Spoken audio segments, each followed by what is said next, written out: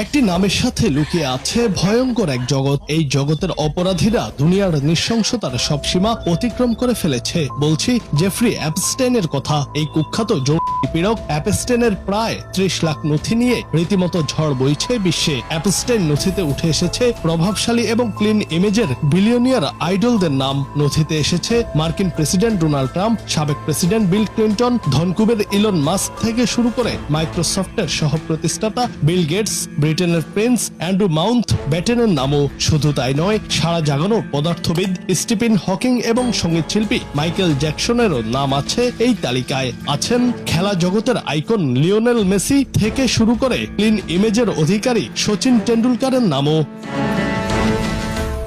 অপ্রাপ্ত বয়স্ক মেয়েদের নিয়ে পুনর্বৃত্তির বিশাল নেটওয়ার্ক গড়ে তুলেছেন জেফ্রি অ্যাপস্টেইন। অ্যাপস্টেইনের নথি ঘিরে যখন বিশ্বজুড়ে তোলপাড় চলছে, ঠিক তখনই ব্যতিক্রমী আলোচনায় বেশ কয়েকজন নেতার নাম। তারা হলেন রুশ প্রেসিডেন্ট ভ্লাদিমির পুতিন, ইরানের সর্বোচ্চ ধর্মীয় নেতা আয়াতুল্লাহ আলী খামেনি, চীনের প্রেসিডেন্ট শি জিনপিং এবং উত্তর কোরিয়ার নেতা কিম জং। তাদের নাম এখন পর্যন্ত অ্যাপস্টেইনের নথির কোথাও পাওয়া যায়নি।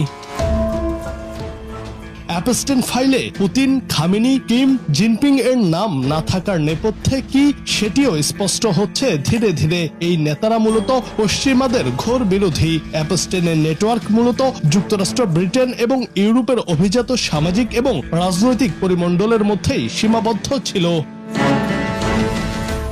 গবেষকরা বলছেন অ্যাপস্টেইন মূলত পশ্চিমা পাওয়ার ব্রোকার হিসেবে কাজ করত। পুতিন, কিম, জিনপিং এর মতো নেতারা শক্তিশালী গোয়েন্দা ব্যবস্থা এবং নিরাপত্তা বলয়ের মধ্যে আছেন। সে কারণে তাদের প্রলুব্ধ করার মতো সাহস দেখাতে পারেনি জেফ্রির নেটওয়ার্ক।